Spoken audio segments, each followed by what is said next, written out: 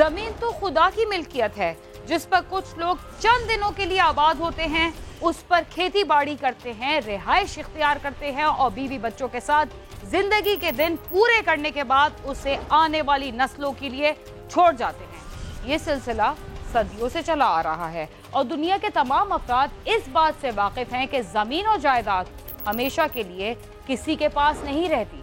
इसके बावजूद इंसान इतना लालची है कि उसके पास एक मुरब्बा जमीन हो तो उसकी ख्वाहिश होती है कि काश उसे मजीद कई मुरब्बे जमीन मिल जाए। एक घर हो तो दूसरे की ख्वाहिश करता है और एक प्लॉट हो तो कई प्लॉट खरीदने का लालच उसके सर पर सवार रहता है। जायज़ तरीके से बहुत सारी ज़मीन जायदाद हासिल करना चूँकि इंतहाई मुश्किल काम है, इसलिए ज़्यादातर लोग धोखे और फ्रॉड से काम लेते हुए ज़रूरत से ज़्यादा और नाजायज़ जायदाद हासिल करने के लिए दूसरों की जान लेने से भी दरेग नहीं करते। मगर जब वो इस दुनिया से जाते हैं तो उनके हिस्से में सिर्फ 2 गज ज़मीन ही आती है जिस पर उनकी कब्र बन जाती है। उनमें से बहुत सारे तो ऐसे बदकिस्मत भी होते हैं जिन्हें दफन के लिए 2 गज जमीन भी नहीं मिलती। किसी के दिल में अगर लालच पैदा हो जाए तो अक्ल और शऊर उसका साथ छोड़ जाते हैं, इसलिए कि उसका मकसद किसी चीज के हुसूल तक ही महदूद होता है। अपनी नाजायज ख्वाहिशात के लिए वो जो कदम उठाता है और जो भी कोशिश करता है उसके नताइज सिवाय नुकसान के और कुछ नहीं होते। बाज़ दफ़ा तो लालच के हाथों खिलौना बनने के बाद वो उन मुक़द्दस रिश्तों को भी नुकसान पहुंचाने से नहीं हिचकिचाता जो उसकी उंगली पकड़कर उसे चलने और लोगों के दरमियान बैठकर मुहज़्ज़ब अंदाज से बात करने का तरीका सिखाते हैं।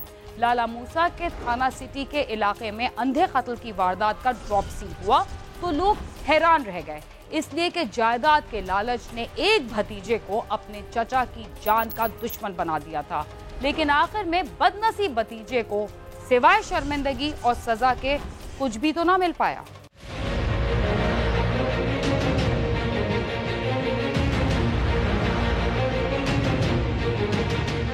हनीफ और आरिफ दोनों सगे भाई थे। वो थाना सदर लाला मूसा के गांव लोसर के रहशी थे। दोनों भाई भैंसों के व्यापारी थे। ये वाकया थाना सदर लाला मूसा की हदूद में पेश आया। मकदूल का जिम्मेदार था जी। इसमें ये जैसे मैंने आपकी खिदमत में अर्ज किया है कि आरिफ और हनीफ सगे भाई थे। ताहिर आरिफ का बड़ा बेटा था और वो भी लोसर गांव में ही छोटे पैमाने पर खेती बाड़ी करता था। हनीफ ने अपने भाई के खानदान को कुछ अरसा कबल घर से निकाल दिया था जो उनका आबाई घर था। आरिफ का बेटा है ताहिर जो मकतूल का भतीजा सगा भतीजा लगता है। ताहिर को ये राय था कि मकतूल ने हमें हमारा जो मुश्तरका प्रॉपर्टी जो जायदाद मकान था उसमें से निकाल दिया है और अब हम बिल्कुल लावारिस हो गए।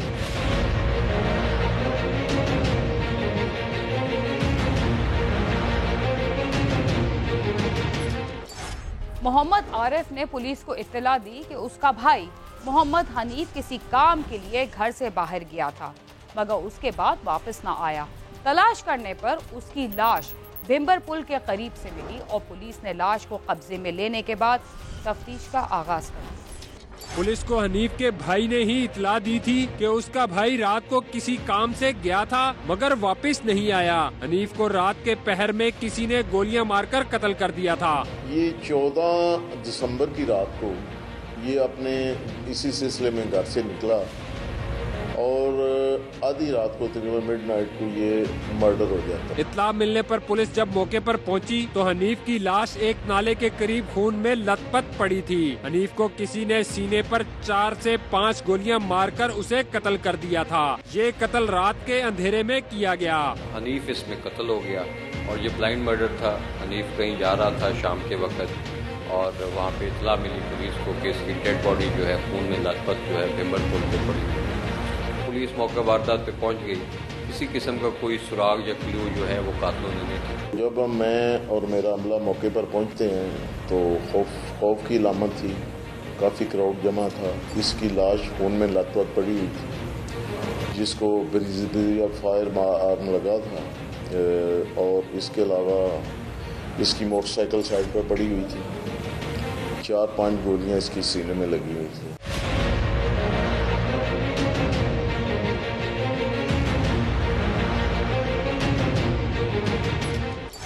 शवाहिद की रोशनी में पुलिस ने ताहिर को उसके साथियों समेत गिरफ्तार किया, जो मुद्दई आरिफ का बेटा है। आरिफ और हनीफ के खानदानों में मुश्तरका मकान का तनाजा चल रहा था और ताहिर ने इसी वजह से अपने चचा को कत्ल कर दिया था। पुलिस ने शवाहिद के साथ साथ आईटी की भी मदद ली और मकतूल का मोबाइल डेटा चेक किया गया, जिसकी रोशनी में पुलिस ने आरिफ के बेटे ताहिर को गिरफ्तार कर लिया, जिसने अपने बहनोई और दोस्त के साथ मिलकर अपने सगे चचा को कत्ल करने का एतराफ कर लिया। ये पुलिस के लिए एक बहुत बड़ा चैलेंज था। इस पे मैंने SHO सदर लाला मूसा, इंस्पेक्टर नासिर चीमा और वहाँ के जो इंचार्ज होमिसाइड हैं उन दोनों पे मुश्तमिल एक टीम, पुलिस टीम कॉन्स्टिट्यूट की और उनको कहा कि इस ब्लाइंड मर्डर को फ़ौरन जो है वो ट्रेस किया जाए। फिर इंचार्ज होमिसाइड और मुतलका SHO ने अपना मुखबरी का निज़ाम जो है, इंफॉर्मेशन नेटवर्क, उसको बुरुकार लाते हुए और जो भी हमारे पास टेक्नोलॉजिकल सपोर्ट है उसको यूटिलाइज करते हुए तकरीबन 10 दिन के बाद ये वारदात जो है वो ट्रेस कर दी। क्योंकि ये एक ब्लाइंड मर्डर था और हमारे लिए भी एक बड़ा टास्क था, जबकि DPO साहब को सारा हालात के मतलब आगाह किया, जिन्होंने हमें टास्क दिया कि फिल फॉर इनको अरेस्ट किया जाए, जो भी अननोन मुल्ज़मान हैं। तो हमने मौके से साइंटिफिक तरीके से एविडेंस कलेक्ट की, उनमें बाद में CDR जो हमने हासिल की उसमें मुल्ज़मान की लोकेशन ट्रेस करते रहे और इनको हमने अरेस्ट किया। दौरान तफ्तीश ताहिर ने बताया कि उसके चचा हनीफ ने उसकी बहन को तलाक दिलवाई थी और उसके बाद उसके खानदान को घर से निकाल दिया था। वो घर खानदानी था, इसीलिए उसने अपने चचा को मौत के घाट उतार दिया। ताहिर ने ये सारी मनसूबाबंदी की कि अपने सगे चचा को जो है वो मार डालेगा। इसके लिए इसने अपने साथ अल्लाह दिता और एक और मुल्जिम को जो है वो शामिल वारदात किया। अल्लाह दिता ने इसलिए ताहिर को ज्वाइन किया कि ताहिर की सगी बहन जो थी वो मकतूल के मुंह बोले भांजे की बीवी थी। मकतूल खुद इशूलेस था, मकतूल के अपने बच्चे नहीं। तो मकतूल के भांजे ने इस ताहिर की बहन को, जो उसकी भी भतीजी लगती थी, उसको तलाक दिलवा दी।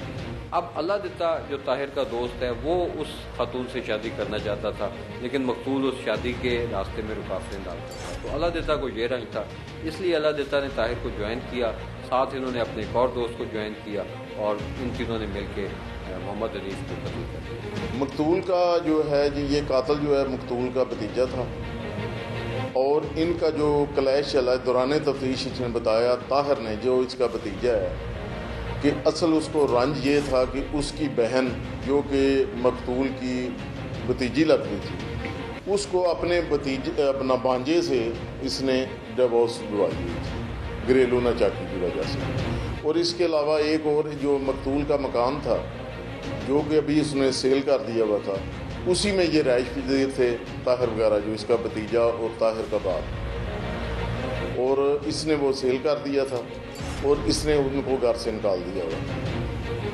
तो ये यहाँ से शिफ्ट होना चाहता था ये और जगह, तो इसलिए उन्होंने इसी रंग पे उन्होंने इसको मर्डर कर दिया। मेरा मशेर है, उसके साथ मेरी बहन की शादी हुई है, उसके साथ मिल के उसने मेरी बहन को तलाक दिलवाई है। फिर हमने 1 माह के बाद तरला मीद करके उसका फिर राजीनामा कराया, उसके बाद 9 दिन बाद फिर उसने तलाक दिलवा दिया। फिर मुझे बर्दाश्त नहीं हुआ सर, मैं बहुत बर्दाश्त की हैं, सारी बातें बर्दाश्त की हैं, लेकिन ये मुझसे बर्दाश्त नहीं हुआ। घर भी गया, ज़मीन भी गई, ज़र भी गया, इज्जत भी गई। उसके बाद क्या है, मुल्जिम ने अपने सगे चचा को इसलिए कत्ल किया कि बकौल उसके वो उसकी बहन का घर उजाड़ रहा था और घर भी छीन लिया था। लेकिन क्या कत्ल करने के बाद उसकी बहन का घर बसेगा या उसे वो जायदाद मिल जाएगी, ये तो वक्त ही बताएगा। लेकिन इस वक्त मुल्जिम अपने सगे चचा को कत्ल करने वाला मुजरिम बनकर जेल की सुलाखों के पीछे है और यही हकीकत है। रिपोर्टर जुल्फकार हैदर और कैमरा टीम के साथ नईम जजुआ, समा, गुजरात। देही इलाकों में जमीन और जायदाद पर होने वाले झगड़े नस्ल दर नस्ल चलते हैं, मगर इनमें से कुछ वाकयात ऐसे भी होते हैं जिनमें दुश्मनी से ज्यादा उस लालच का दखल होता है जो नौजवानों को अपने करीबी रिश्तेदारों के कत्ल पर उकसाता है और वो दूसरों की जान के साथ अपना मुस्तकबिल भी दांव पर लगा देते हैं। प्रोग्राम क्राइम सीन में वक्त हुआ एक मुख्तसर से वक्फे का, जिसके बाद हम दोबारा आपके साथ होंगे। तब तक आप समा के साथ ही रहें।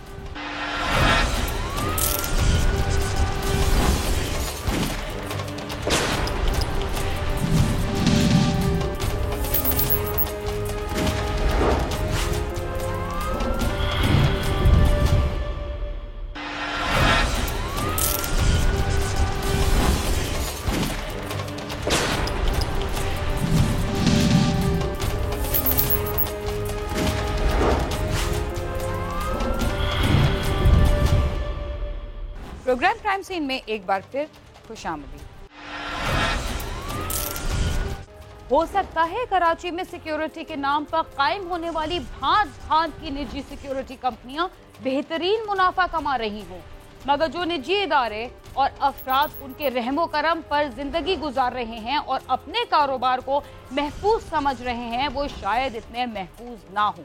इस शहर में सिक्योरिटी की जिम्मेदारियां निभाने वाले 2 सिक्योरिटी गार्ड्स की नीयत में फतूर आया तो उन्होंने अपने मुल्क को बैनुल अक़वामी सतह पर बदनाम करने का मंसूबा बनाते हुए एक चीनी ताजिर को जख्मी करने के बाद उससे लाखों रुपए लूट लिए।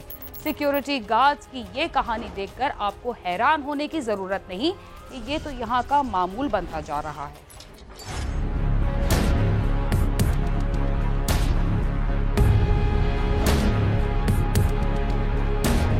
कराची में जराइम पेशा अफराद और डकैतों ने तो कानून नाफिज करने वाले इदारों की नाक में दम कर रखा था।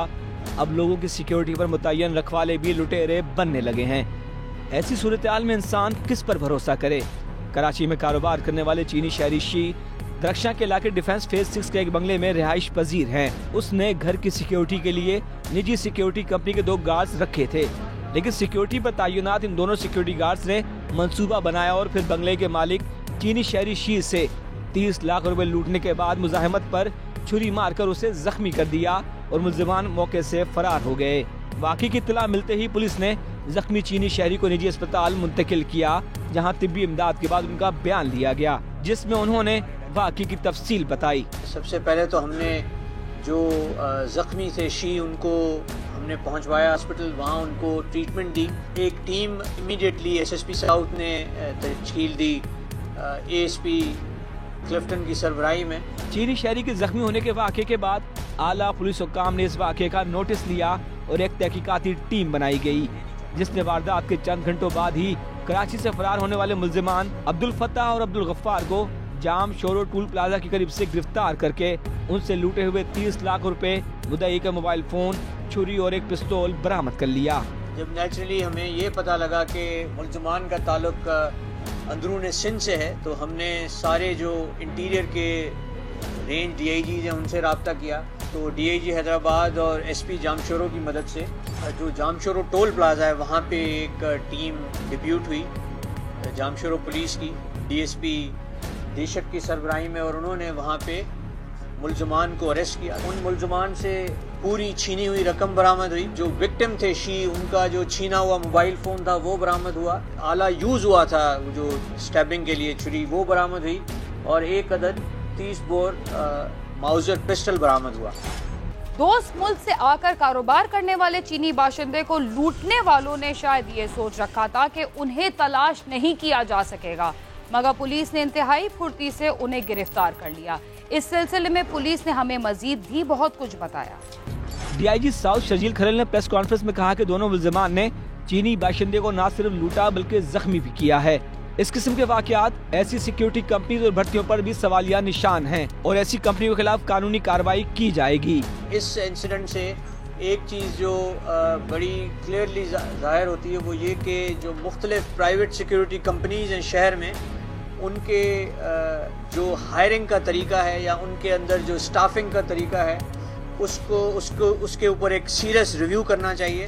तो इसका भी एक तरीका निकाला जाएगा और इन सबको लिखा जाएगा कि जब भी ये रिक्रूट करें या ऐसे स्टाफ को लें तो उनकी अच्छी तरह जांच पड़ताल होनी चाहिए, उनकी वेरिफिकेशन होनी चाहिए और उसके बाद उनको रिक्रूट करना चाहिए।